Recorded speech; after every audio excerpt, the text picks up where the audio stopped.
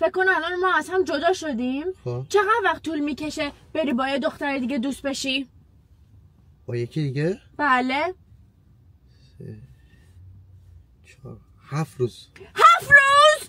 7 روز دیگه. 7 روز بعد میری با یه نفر دیگه دوست میشی. چه شکلیه؟